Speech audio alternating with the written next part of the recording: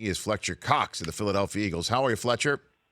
I'm doing good. How you doing? I'm fine. If you don't mind, I'm just going to front load the interview by saying, please don't bring your full weight on top of every answer that I ask you to a question, okay?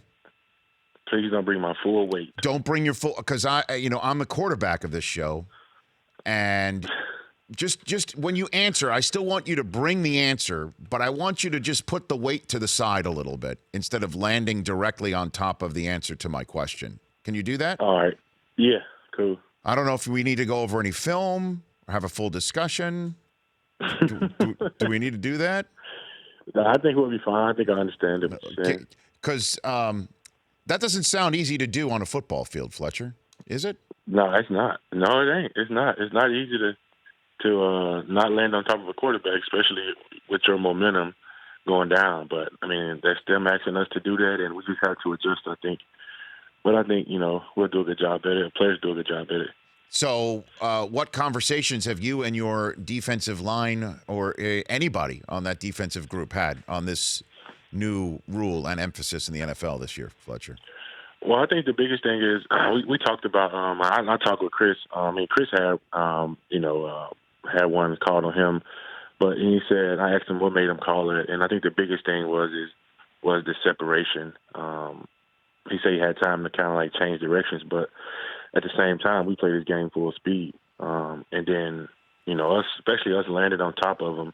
I mean, what can we do? It's hard. It's really hard to stop 315 pounds.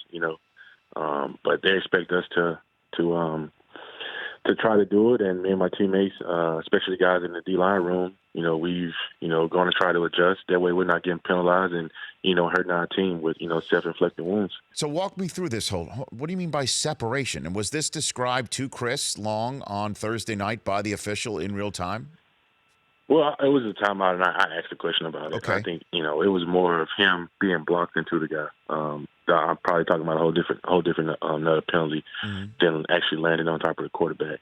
But he did say that that there's a little separation, and time to slow up, but it's hard. It's really hard when you're playing this game full speed. And I've said it before. I'm not scared. I'm not afraid to say it again. It's I don't think anything can slow us down because, we go out there and, that's what we out there to do, play full speed and try not to get hurt. Well, speaking of hard, every single time we talk about this on NFL Game Day morning with, say, Kurt Warner, Michael Irvin, anytime I've talked about it with Terrell Davis, Deion Sanders, winning the Super Bowl and repeating is hard. Because you are basically the target every single time you're out there as opposed to the previous season, usually when you win the Super Bowl. Have you already sensed that belief, Fletcher Cox? I mean, in a way you sense it, and then in another way, I think, it's really hard because, that locker room has changed since last year. I think the main thing is to get the guys that's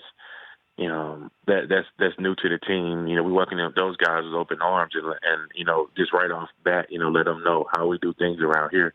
And the biggest thing is around the building, be yourself, have fun, but also you need to focus when it's game time. So I think the hardest thing and the most important thing that we need to do as a team is just stay focused and practice every day and and on our opponent.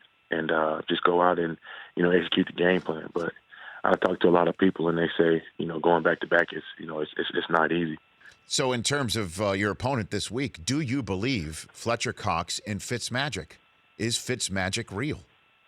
Fitzmagic. I mean, he went out and threw for 400 plus. I mean, you gotta respect that. Yeah. And, that opened up, especially guys in our room. That means, we know where it starts. It's going to start with us getting after the quarterback, getting hits on the quarterback, getting sacks, and, helping the guys on the back end. That way they're not, just, covering all day.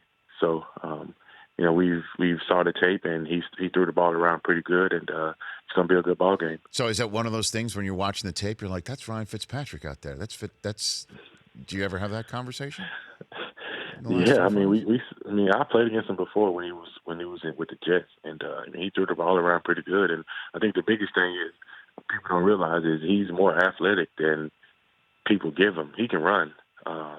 To be in the league, 14 years, he's not scared to tuck the ball and take off running. So we just got to pay attention to that and be disciplined and not rush, and I think we'll be good. Yeah, Saints didn't sack him once, Fletcher. Not a single Yes, time. I saw that. Okay. So how's Carson Wentz looking to you?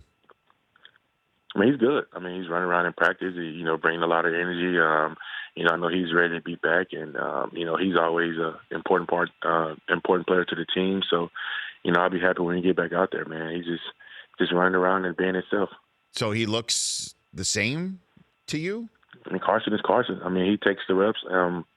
Gets the scout team gets to go against us, and obviously we stay away from him to be smart because he's the franchise quarterback. So he's just running around, and to me, he's being Carson.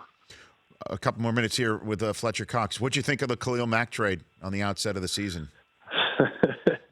I mean, I was surprised to see that. My take on it is, it's you rarely get players like that, around the league. And every 5 or 6 years you get a player like that, and he's a guy that's proven, and he's a great player. You saw that on Monday night, where he went out and just dominated the game. I mean, he's a guy. He's a great player. Well, what does it mean to a locker room, do you think, when somebody gets traded instead of being paid, or what's going on across state with the Steelers where somebody's so crucial or has been so crucial to the team and is holding out or not appearing because the team isn't paying him? What do you think that does to a locker room?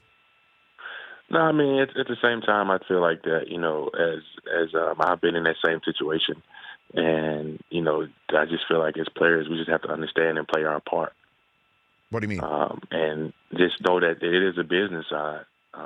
So, I mean, at the same time, a player got it, it's his problem. And, and he knows that we all understand the business side of a player not showing up. And, I'm 100% with those players that does that, because I did it myself.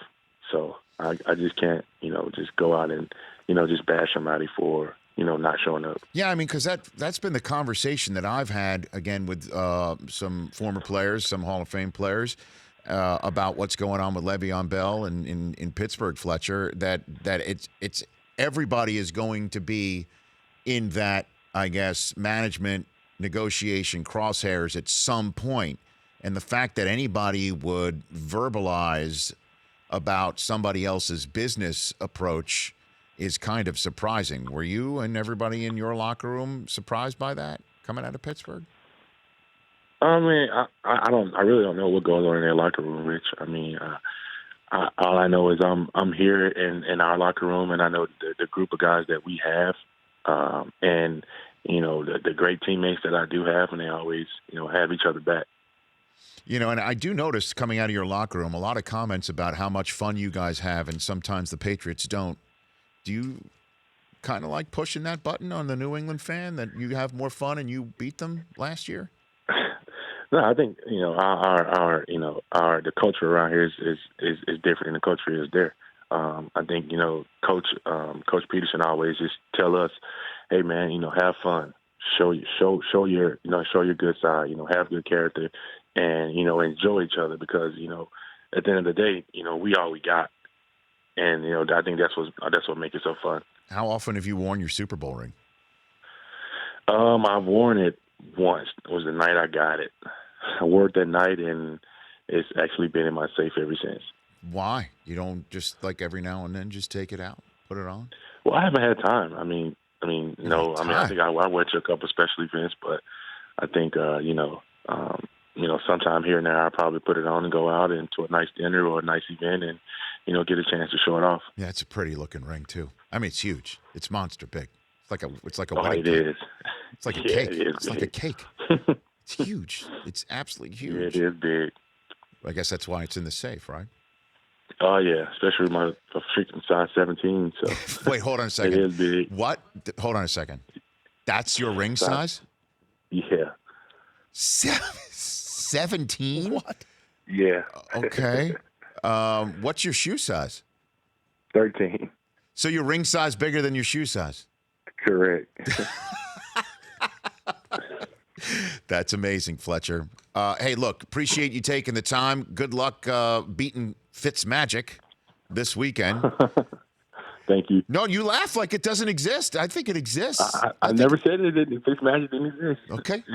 It's just funny. It's just funny. It seems real. It certainly seemed real in New Orleans last week. Good luck down the line, Fletcher. I really enjoy our chats. Let's talk sooner rather than later. All right, sounds good, Rich. Thank you, sir. You got it. At F Cox with 2 X's _91 on Twitter. Fletcher Cox here on The Rich Eisen Show. The Rich Eisen Show, weekdays at noon Eastern on Audience.